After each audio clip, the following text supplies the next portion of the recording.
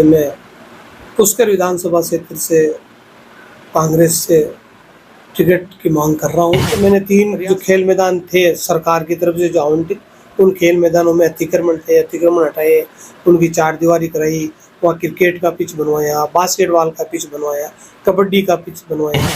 तो ये मैं रूपनगढ़ से भी वर्तमान सरपंच हूँ।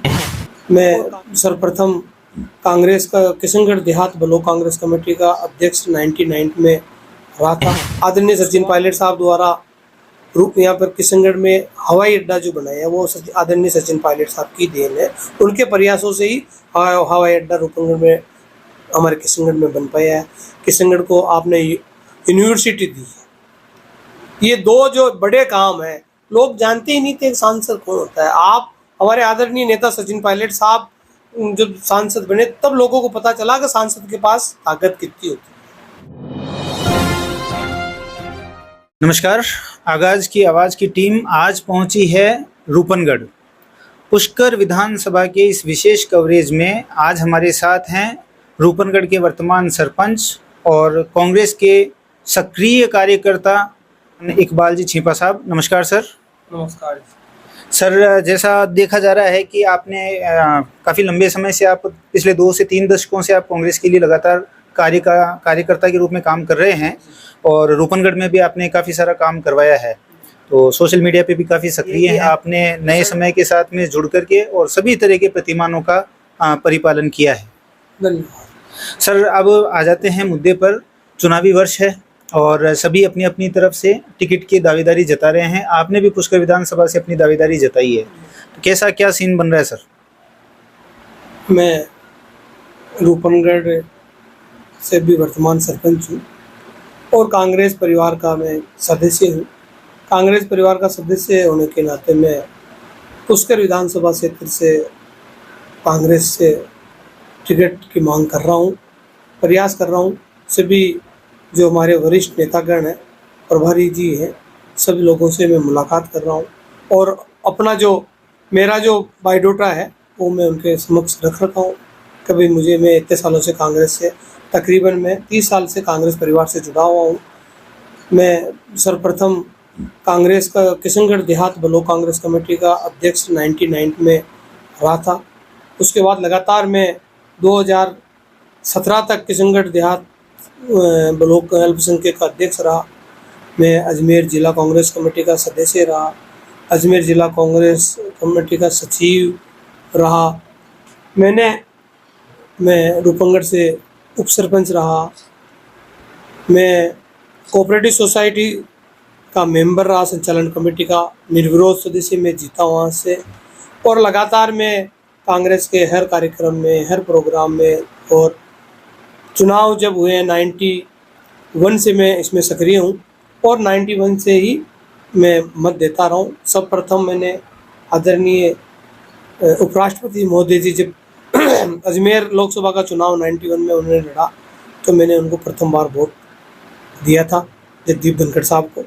फिर वो 93 के अंदर यहाँ विधानसभा का चुनाव लड़ा और मैंने 93 में भी उनको मत दिया और बढ़ चढ़कर कांग्रेस के प्रोग्रामों में हिस्सा लिया। मैंने उनका प्रचार प्रसार किया क्योंकि मेरे पिताजी भी रूपनगढ़ क्षेत्र के जागरूक व्यक्ति थे और रूपनगढ़ के आसपास के जो 50 गांव लगते हैं, मेरे पिताजी की लोगों में अच्छी जानकारी थी, अच्छी पेठ थी और उन्हीं के आशीर्वाद के बदौलत है कि आज उन्हीं के आशीर्वाद से हम लोगों को भी ग्राम रूपनगढ़ के जो एरिया है, पुष्कर विधानसभा क्षेत्र के जो गाँव है, उसमें उन्हीं के नाम से, मैं सपी चाचा जी के लड़के के नाम से जाना जाता है।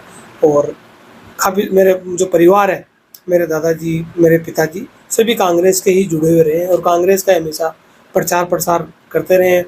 पहले प्रभा ठाकुर साहब ने भी यहाँ से विधानसभा का चुनाव लड़ा, मेरे पिताजी उनके समर्थक थे, उनके लिए प्रयास करते थे। कांग्रेस पार्टी जिस किसी को भी टिकट देती थी तो हमारा परिवार हमेशा कांग्रेस के प्रति समर्पित भाव से कार्य करता आया है, करता रहेगा।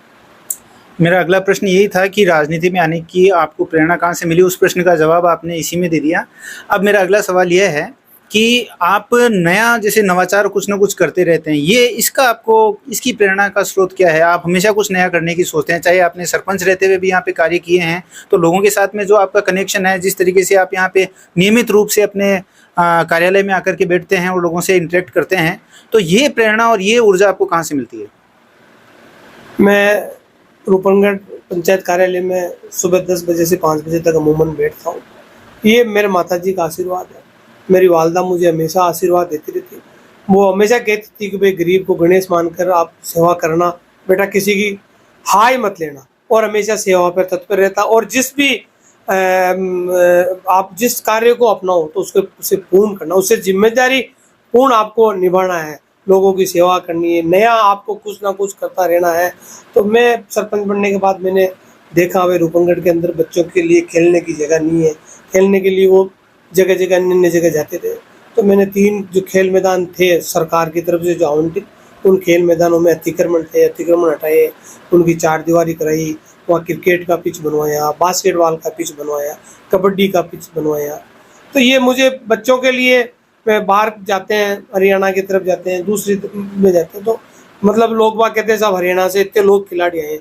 आज हर कबड्डी का खिलाड़ी हो, खो खो का खिलाड़ी हो, क्रिकेट के खिलाड़ी, वो अधिकतर बाहर के ज़्यादा, राजस्थान के खिलाड़ी कम नजर आते हैं। तो यह मन में ऐसी जिज्ञासा हुई कि क्यों नहीं अपने जो क्षेत्र है, पुष्कर विधानसभा क्षेत्र, रूपनगढ़ उपखंड के क्षेत्र है, यहाँ के बच्चे भी आगे बढ़े, खेल में आगे बढ़े, खेल में अपना नाम करे, अपने गांव का नाम करे, अपने ज़िले का नाम करे, अपने राज्य का नाम करे। तो इसी भावनाओं के साथ मैंने खेल मैदान तैयार करवाए और रूपनगढ़ के अंदर हमने स्टेडियम की भूमि भी आवंटन कराई। और स्टेडियम के लिए भी हम चाहते थे कि राज्य सरकार को हमने प्रपोजल बना के भेजा है। स्टेडियम के 4 दीवारी और अन्य जो भी फैसिलिटी है, उपखंड स्तरीय गाँव होने के कारण हम ये चाहते हैं रूपनगढ़ में अधिक से अधिक फैसिलिटी लोगों को मिले। और इसमें रूपनगढ़ उपखंड का जो भी बच्चा है, किसी भी पंचायत का है, वो रूपनगढ़ में उसको सुविधा मिले। तो पढ़ाई शिक्षा के अंदर है, हमने जैसे पुस्तकालय बनाया है, तो पुस्तकालय के अंदर भी आज जो बच्चे हैं बाहर बैठते हैं कंप्यूटर पर, उनको 500-500 रुपये या 700-700 रुपये फीस देनी पड़ती है। वो जो आर्थिक बोझ है वो उन बच्चों पर नहीं आवे। और सरकार की तरफ से हम पुस्तकालय बना के उनको कंप्यूटराइज, उनके स्टडी रूम की तैयारी कर रहे हैं। तो रूपनगढ़ क्षेत्र के जो भी बच्चे हैं, वो जो हमारा पुस्तकालय है रूपनगढ़ का, उसी पुस्तकालय में अपनी शिक्षा लेवें। वहाँ कंप्यूटर हम रखेंगे। आगामी हमारी जो चल रही है, कम भवन बन के तैयार हो गया, तो हम पुस्तकालय भी हमने तैयार करा दिया। हम चाहते हैं रूपनगढ़ का जो क्षेत्र है, पुष्कर विधानसभा क्षेत्र, राजस्थान में अपनी एक अमिट छाप छोड़े, शिक्षा को लेकर, खेल को लेकर, और अन्य जो भी चीज़ें हैं इसमें, अलग अलग चीज़ें खेल के अंदर, उसमें सब में अग्रणी रहे। ऐसी मेरी अंतरात्मा की भावना, जो मेरी भावना है वो ऐसी है कि मेरा पुष्कर विधानसभा क्षेत्र राजस्थान में अलग ही छाप रखे। अच्छा सर, जैसे आपने रूपनगढ़ में आपको मौका मिला और आपने काम किए हैं अपने विजन के हिसाब से, तो जब आपने पुष्कर विधानसभा के लिए टिकट की दावेदारी की है तो ज़रूर से ये भी रहा है कि आपने पुष्कर में भी एक रिसर्च किया होगा कि विधानसभा क्षेत्र पुष्कर के लिए मुख्य मुद्दे क्या हैं, मुख्य आवश्यकताएं क्या हैं। पुष्कर जो प्रॉपर पुष्कर क्षेत्र है, तो वहाँ सरोवर को लेकर काफ़ी समस्याएं हैं। सरोवर में जो गंदा पानी आ जाता है, उसको प्रथम प्राथमिकता से उसका सीवरेज लाइन सिस्टम अलग करके, और जो स्नान, जो हमारी माताएं बहनें वहाँ जाती है, हमारे जो हिंदू धर्म मानने वाले वो जो लोग वहाँ स्नान करते हैं, उनको स्वच्छ पानी मिले स्नान के लिए। क्योंकि पुष्कर एक पूरे देश में ऐसा स्थान है जहाँ ब्रह्मा जी का मंदिर है, कहीं पर भी नहीं है। आज हमारे भाइयों में कहीं भी किसी की डेथ हो जाती है, हरिद्वार जाते हैं उनकी अस्थियाँ लेके। हरिद्वार के बाद दूसरा स्थान पुष्कर ही है, सब लोग पुष्कर नहाने जाते हैं। और पुष्कर तो मतलब एक ऐसी धरती है, मैं उसकी जितनी तारीफ करूं या कहूं, मेरे पास पुष्कर के कहने के लिए शब्द नहीं है। ऋषि मुनियों का पुष्कर जो है, ऋषि मुनियों का शहर है, तो वहाँ ब्रह्मा जी का मंदिर है। पुष्कर तो अपने आप में बहुत ही अमिट जगह है। तो ये चाहते हैं कि पुष्कर में जो सुविधाएं हो, जो भी धार्मिक, हमारा जो धार्मिक स्थल है उसमें ज़्यादा से ज़्यादा उसका विकास कैसे हो, वहाँ लोगों को सुविधाएं कैसे मिले, पुष्कर आने वालों के लिए हमेशा सुविधाएं अच्छी मिले, तो हमारा भी उसमें नाम होगा कि भाई वहाँ फला व्यक्ति वहाँ से जनप्रतिनिधि है, तो हमें अच्छी सुविधा मिली। तो हम चाहते हैं पुष्कर में जो भी लोग वहाँ श्रद्धालु आते हैं उन्हें किसी प्रकार की तकलीफ नहीं हो, ऐसा पुष्कर बने, सब सुविधाओं से संपूर्ण सुविधाओं वहाँ मिले, ऐसी हमारी परिकल्पना है। तो जैसे आपने बताया कि पुष्कर के सरोवर को लेकर के आपने प्लान तैयार किया, यदि आपको टिकट मिलता है, आप जीतते हो, तो आप पुष्कर में सरोवर को लेकर के अपना कमिटमेंट दिखा रहे हैं। सर, जैसे आपने रूपनगढ़ में काम किया, रूपनगढ़ भी एक ऐतिहासिक और धार्मिक नगरी है और काफ़ी मतलब यहाँ पे सांस्कृतिक, जैसे बनी ठनी का या देख लीजिए आप नागरीदास जी का, इनको लेकर के भी काफ़ी कुछ यहाँ का एक इतिहास रहा है और लोगों की अपेक्षाएं निश्चित रूप से रूपनगढ़ में भी आप से इस चीज़ को लेकर के रही होंगी। तो आपने इस संदर्भ में क्या किया है, जरा उसके बारे में जानकारी दे दीजिए। मैं रूपनगढ़ की जो जनता है, जो मेरे बड़े बुजुर्ग माताएं बहनें हैं और रूपनगढ़ की देवतुल्य जनता ने मुझे इस पद पर पहुंचाया, सरपंच चुना है, तो मैं मेरी तरफ से पूरा प्रयास करता हूं कि मैं उनकी उम्मीदों पर खरा उतरूं और रूपनगढ़ का विकास ज़्यादा से ज़्यादा कराऊं। क्योंकि पंचायत राज में कुछ बंदिशें होती है, कुछ जो राशि सरकार की आती है वो नपी तुली राशि आती है, उसको कैसे कैसे हमें खर्च करना है। और रूपनगढ़ तो बहुत ही ऐतिहासिक नगरी है। यहाँ से राजा जो थे वो नागरिक दास जी, संत नागरिक दास बने और उन्होंने ही बनी ठनी का वो किया। तो लोगों को पता ही नहीं है रूपनगढ़ के, भाई रूपनगढ़ को किसने बसाया। रूपनगढ़ के महाराजा रूप सिंह जी थे जिन्होंने रूपनगढ़ को बसाया और महाराजा रूप सिंह जी एक ऐसे ताकतवर योद्धा थे जिसकी जितनी तारीफ करें वो कम है, क्योंकि रूप सिंह जी द्वारा अनेक जो देश प्रदेश हैं वहाँ तक उन्होंने अफगानिस्तान तक जाके लड़ाई लड़ी है और वहाँ से युद्ध जीत गए हैं। आप मतलब आपके अंदर जो शक्ति थी और आप ऐसे योद्धा थे कि आपने यूपी के अंदर आगरा के पास शंभूगढ़ जगह है, वहाँ आपका जहाँ उन्होंने अकबर से लड़ाई लड़ी थी, अकबर की जो उस अकबर के जो सुरक्षा थी, उस सुरक्षा घेरा को तोड़ के हमारे राजा साहब ने उन पर वहाँ के हाथी तक जो जहाँ बैठते हैं उसकी बातियाँ तक काट दी थी और अकबर नीचे गिरते गिरते बचा है। लेकिन जो पीछे उनके जो सैनिक थे वो पता नहीं कमज़ोर पड़ गए, क्या हो गया, तो वहाँ उनको वो शहीद हो गए शंभूगढ़ में। आज भी शंभूगढ़ में उनकी छतरियाँ हैं हमारे महाराजा रूप सिंह जी की। एक ऐसे योद्धा थे रूप सिंह जी का, लोगों को पता ही नहीं है। रूप सिंह जी पंजाब के जो राजा थे रणजीत सिंह जी, उनके साथ उन्होंने युद्ध लड़ा है, उनके वो साथी थे। एक ऐसे महान योद्धा है इस इलाके के जो है, अफगानिस्तान तक उन्होंने लड़ाइयाँ लड़ी, अफगानिस्तान से वो जीत के आए। तो सर, आपकी ऐतिहासिक जानकारी भी कमाल की है, आपने काफ़ी रिसर्च रूपनगढ़ पे भी कर रखा है। ऐसा मैंने सुना है कि यहाँ पे बंदेज का और छपाई का काफ़ी अच्छा काम था और शायद आपका परिवार भी उसमें बहुत आगे था।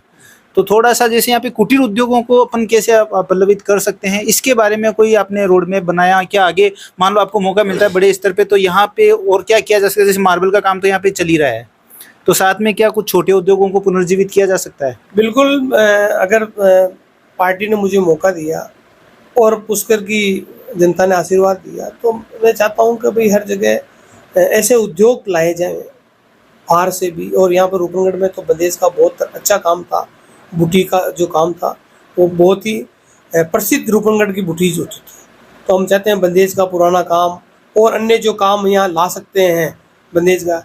इसके साथ ही साथ रूपनगढ़ की जो हमारा जो नमक एरिया है, सांभर की जो झील आती है उसके पास कुछ गांव लगते हैं, हाउस, सिनोदिया, बकरवालिया में, इस तरफ नमक उत्पादन का भी ज़्यादा है। तो नमक के जो उद्योग है, जो लघु उद्योग हमारे भाई जो चलाते हैं, उनकी भी बहुत सी समस्याएं हैं। उनकी दो समस्याएं अभी जो वर्तमान में है, एक उनकी भूमि रूपांतरण नहीं हो पा रही है, औद्योगिक रूपांतर पर शायद सब रोक लगी है, क्या कारण है, और उनको विद्युत कनेक्शन नहीं मिल पा रहे हैं। तो उसके लिए भी अगर मुझे मौका मिला, नमक उद्योग व्यापारी तो नहीं कह सकता हूँ, वो तो छोटे व्यापारी है, एक कृषक के रूप में वो कार्य कर रहे हैं, तो मेरी ये मंशा रहेगी और मेरी ये इच्छा है कि जिस प्रकार से जो नमक का उद्योग है उसको उद्योग नहीं देके और नमक कृषक के रूप में उनको विकसित करें। सरकार की जो सुविधाएं हैं वो नमक के मार्फत कृषक के माध्यम से उनको ज़्यादा जो सुविधाएं दिलाने का प्रयास करेंगे कि भाई इसको आप उद्योग में नहीं लेके कृषि कार्य के लिए रखें। कृषि कार्य के लिए उनको भूमि रूपांतर करानी नहीं पड़ेगी, क्योंकि वो तो कृषि कार्य ही है। नमक को कोई पैदावार तो होती नहीं है, पानी को उसको सेटल करके पानी के हिसाब से उसमें नमक बनता है, तो वो एक कृषि टाइप का कार्य है। तो उसमें ज़्यादा से ज़्यादा सरकार की तरफ से उसमें जो राशि जो मिलनी चाहिए, जो सुविधा छोटे उद्योगपतियों को मिलनी चाहिए, बड़े उद्योगपतियों को तो बहुत सुविधा मिल जाती है, लेकिन जो छोटे उद्योग जो करते हैं उनको सुविधा नहीं मिलती है। तो मेरे ये भी एक विजन है कि भाई जो नमक उद्योग जिन्होंने लगा रखा है उनको ज़्यादा से ज़्यादा सुविधा सरकार की तरफ से मिले, और उसके लिए मैं प्रयास करूँगा। राजनीतिक परिदृश्य की जहाँ तक बात करें तो ये पिछले 5 साल जो हैं वो कांग्रेस के लिए काफ़ी उठापटक वाले रहे हैं, खेमेबंदियाँ भी हो गई है। तो आप तो जैसे एक डेडिकेटेड कार्यकर्ता हैं कांग्रेस के, तो आप जैसे आपके लिए और आप जैसे अन्य कार्यकर्ताओं के लिए कितना मुश्किल है अब अपनी बात आगे रखना, अपनी बात सही जगह तक पहुँचाना? नहीं, मुश्किल है, लेकिन फिर भी कांग्रेस की जो सरकार है, हमारे सभी जो नेता हैं, हमारे आदरणीय सचिन पायलट साहब जी, हमारे क्षेत्र अजमेर के आप सांसद रहे हैं, आप यहाँ से मंत्री रहे हैं, और आपके मंत्री काल में जो हमारे संसदीय क्षेत्र में जो कार्य हुआ है वो पिछले 50 सालों में नहीं। आदरणीय सचिन पायलट साहब द्वारा यहाँ पर किशनगढ़ में हवाई अड्डा जो बनाया है वो आदरणीय सचिन पायलट साहब की देन है। उनके प्रयासों से ही हवाई अड्डा रूपनगढ़ में, हमारे किशनगढ़ में बन पाया है। किशनगढ़ को आपने यूनिवर्सिटी दी है। ये 2 जो बड़े काम हैं, लोग जानते ही नहीं थे सांसद कौन होता है। आप हमारे आदरणीय नेता सचिन पायलट साहब जब सांसद बने तब लोगों को पता चला कि सांसद के पास ताकत कितनी होती है, सांसद होता क्या है। जब लोगों में जागरूकता आई, उन्होंने जो कार्य किए वो 50 सालों में अजमेर ज़िले में नहीं हुए, उतने काम हमारे आदरणीय नेता सचिन पायलट जी ने किए हैं। मैं उनका धन्यवाद भी देता हूँ कि आपने हर कार्यकर्ता को तवज्जो दी है, और जो कार्य किए तो हम वो कार्य को लेकर जनता में जा सकते हैं।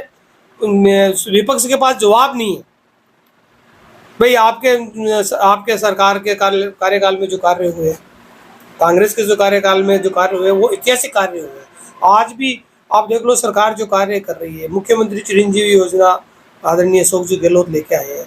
आज 25 लाख रुपए का बीमा, वो उन्होंने 25 लाख रुपए की सिक्योरिटी दे दी। भाई 25 लाख रुपए तक का इलाज सरकार फ्री कर रही है। 10 लाख रुपए आपके घर में एक्सीडेंट हो जाता है किसी का, एक्सीडेंट से डेथ हो जाती है, 10 लाख रुपए सरकार आपको देगी। सर वो बात ठीक है। चिरंजीवी योजना तो जैसे आप ये समझे कि कागजों पे बहुत सुंदर दिखाई देती है, एग्जीक्यूशन में समस्या ये है कि उतना इंफ्रास्ट्रक्चर और मैन पावर क्या अपने राज्य के पास में है कि उसको सफलतापूर्वक इनको क्रियान्वित किया जा सके? नहीं, मुख्यमंत्री चिरंजीवी योजना है, हालांकि मुझे इतना बहुत जानकारी नहीं थी, अभी मुझे जानकारी हुई है जब मुख्यमंत्री जी ने वीडियो कॉन्फ्रेंसिंग करी लोगों के, भाई जिन जिन लोगों के इलाज हुए, तो रूपनगढ़ के हमारे तकरीबन 250-300 लोगों के इलाज फ्री हुए हैं। तो मुझे आश्चर्य हुआ यार, हमें तो पता ही नहीं था इतने लोगों के इलाज फ्री हो गए। किसी के घुटने भी चेंज हुए हैं, किसी के हार्ट का ऑपरेशन हुआ, किसी की सर्जरी हुई है, किसी के छल्ले डले। आज भाई सरकार को और क्या चाहिए, मतलब जनता को।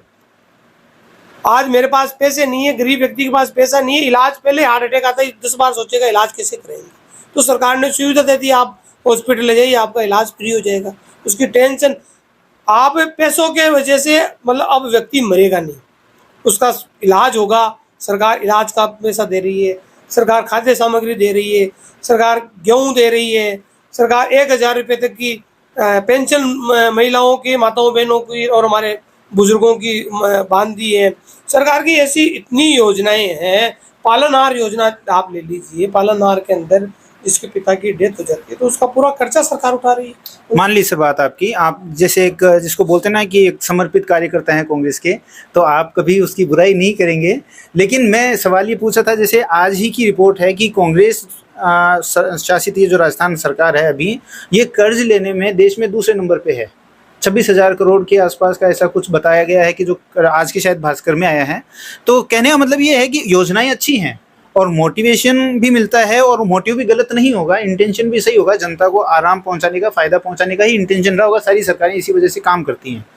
लेकिन क्या वो योजनाएं अक्षरश है धरातल पे उतारी जा सकती हैं, या धन का अभाव या इंफ्रास्ट्रक्चर की कमी या मैन पावर की कमी इसमें बाधा बनेगी? ये एक थोड़ा सा मेरे को आपसे निष्पक्ष राय जाननी है। मैं बिल्कुल निष्पक्ष आपको बता रहा हूँ। जो सरकार, राजस्थान सरकार जो कार्य कर रही है, राजस्थान सरकार ने पंचायत मुख्यालय पर कैंप लगा के एक एक व्यक्ति का रजिस्ट्रेशन किया है, उनको लाभ पहुंचाने के लिए तो रजिस्ट्रेशन कर रही है। आप बताओ, कभी कोई सरकार ये लेके आई कि किसी का पशु मर जाए तो उसको भी पैसा दे रही है? 40,000 रुपये किसी की गाय मर गई, भैंस मर गई तो उसका पैसा दे रही है, इंश्योरेंस करा रही है सरकार। और मैं आपको एक बात और बता दूं, पहले तो 850 रुपये मुख्यमंत्री चिरंजीवी योजना के लिए लगते थे, वे 850 रुपये जमा करो और मुख्यमंत्री चिरंजीवी योजना करो।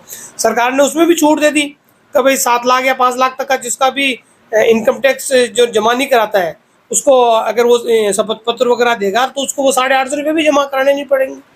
सरकार ने रजिस्ट्रेशन करा दिए, लोगों को गारंटी दे दी, गारंटी कार्ड वितरित कर दिए, सबको सामग्री पहुंच रही है, सबका इलाज फ्री हो रहा है, पेंशन खाते में डायरेक्ट जा रही है, बिजली के 200 यूनिट फ्री कर दिए। कृषि को आप देखो, मैं खुद अचंभा करता हूँ, मेरे खुद के कृषि कार्य है, 2000 यूनिट सरकार ने छूट दे दी। 2000 यूनिट, 2000 तो हमारे आती ही नहीं है कृषि वालों के, तो एक फ्री प्रकार से ये है। रही आप कर्ज की, तो देखो मैं इतना बड़ा नेता तो नहीं हूँ, मैं तो छोटा सा कार्य करता हूँ, लेकिन भारतीय जनता पार्टी की केंद्र की सरकार ने तो पता नहीं कितना कर्ज ले रखा है। और तो बता, आज के अखबार में मैंने पढ़ा कि कुछ कर्ज तो वो बता ही नहीं रहे, वो छुपा ही रहे। चलिए, अभी आपने फसल की बात करी है, फसल बीमा में अभी हमने क्या एक कार्यक्रम किया था किसान की आवाज़ करके, तो उसमें हम लोग अभी जो बीच में 3 दिन अचानक से बारिश आई थी और जो बाजरे की फसलें चौपट हो गई थी, चारा जो खराब हो गया था, उस वक्त में हमने किसानों से बात करी तो पता चला है कि किसानों को जो जानकारी का अभाव है ना सर, वो इतना ज़्यादा है कि उनको मुआवजे में और बीमा में अंतर नहीं पता है। तो क्या कहीं आपको ये नहीं लगता है कि अगर ये भी जानकारी के लिए कुछ और प्रोग्राम्स बनाए जाते हैं कि किसान को जागरूक किया जाए और वो उनका फायदा ले सके? जैसे मान लो केसीसी अगर उसने कराया है तो उसका बीमा तो ऑटोमेटिक हो ही गया ना, वहाँ से पैसा कट गया उसका, लेकिन उसको पता ही नहीं है कि 72 घंटे में फसल खराबी की सूचना देनी है, न उसको ये पता है कि वो सूचना उसको देनी कहाँ है। तो क्या ऐसा नहीं लगता कि इसे जागरूकता के प्रोग्राम्स थोड़ी और चलने चाहिए? आपकी बात जायज है, तो भाई जितनी जागरूकता है वो हमारे कार्यकर्ताओं की कमी है। अगर कहीं जागरूकता नहीं करा पा रहे हैं, मैं इसमें सरकार को दोष नहीं दूंगा, ये कार्यकर्ताओं की, मेरे जैसे जो कार्यकर्ता है वो अगर अपना सरकार का जो कार्य है वो प्रचार नहीं कर पा रहे हैं तो ये हमारी जिम्मेदारी है, इसमें हम सुधार करेंगे, सरकार को भी लिखेंगे कभी इसमें और कैंप लगाए जाए और जागरूकता करी जाए। अभी मैंने कल भी पढ़ा था अखबार, भाई जल्दी गिरदावरी करा रहे हैं, किन किन के नुकसान हुआ तो सरकार का मुआवजा तो अलग चीज़ है, फसल बीमा अलग चीज़ है, वो तो दोनों चीज़ें अलग है।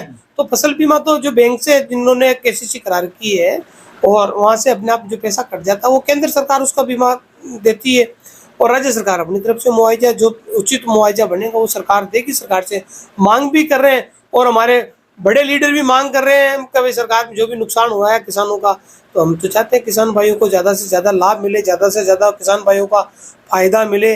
और भाई जो किसानों को जो फसल की जो आप कह रहे हो, लेकिन अब सरकार, केंद्र सरकार तो लागू ही नहीं कर पा रही है कि भाई जो पैसा मिलना चाहिए, कि अगर किसी चीज़ का दाम जो है, गेहूं का दाम किसान को उतना मिल नहीं पा रहा है, तो ये केंद्र सरकार की वो है, केंद्र सरकार करे। चलिए, मान लिया सर, आपका मेरे को अच्छा लगा एनर्जी लेवल देख करके अपनी सरकार की योजनाओं को बताने के लिए। हमारी शुभकामनाएं आपके साथ है, ईश्वर करे कि आपको टिकट मिले, आप अच्छे मतों से विजयी हों और इसी जोश और जुनून से काम करें। जाते जाते कोई संदेश जो आप अपने क्षेत्र के मतदाताओं को देना चाहेंगे? मैं तो यही कहना चाहूँगा कि भाई आप अच्छे लोगों को चुने, अच्छे जो काम करने वाला कार्यकर्ता है उसको जिताएं और जिस प्रकार से सरकार ने जो कार्य किया है ईमानदारी से, जो स्कीमें राजस्थान सरकार लेके आई है उस स्कीमों के अनुसार कांग्रेस को रिपीट करें तो और सरकार हमें ज़्यादा से ज़्यादा फायदा देगी। क्योंकि बिना सरकार रिपीट, आप सरकारी कर्मचारी को देख लो, आपके जो पुरानी पेंशन लागू कर दी, मतलब आप ये पूरे प्रदेशों में होने चाहिए जो पुरानी पेंशन लागू करी है। ये राजस्थान सरकार की हिम्मत है कि उन्होंने पुरानी पेंशन लागू कर दी, 21 स्कीमें वो लेके आ गए, इतनी जनता के लिए सोचा है उन्होंने। आज केंद्र की सरकार ने कभी जनता के लिए सोचा ही नहीं है, वो हमेशा चिल्लाती रहती है।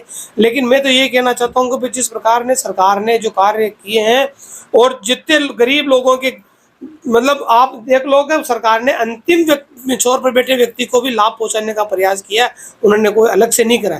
तो ये चाहता हूँ कि ये जो लाभ है वो रेगुलर रहे और सरकार की जो योजनाएं हैं वो रेगुलर रहे के लिए आपको कांग्रेस शासन सरकार लानी होगी, रिपीट करानी होगी, तो ये आगे कार्य आपके कर सकेंगे। नहीं तो कोई भी व्यक्ति, कोई भी नेता फिर कार्य नहीं करेगा कि भाई इनको इस प्रकार से अगर करते हैं। तो मेरी तो आप सभी से यही अपील है, पूरे क्षेत्रवासियों से, भाई आप कांग्रेस को रिपीट करावें और जो कांग्रेस की योजनाएं जो चल रही है वो योजनाओं लोगों को ज़्यादा से ज़्यादा लाभ पहुँचे, यही आप करना चाहूँगा। समय देने के लिए बहुत बहुत धन्यवाद सर। धन्यवाद, बहुत बहुत शुक्रिया।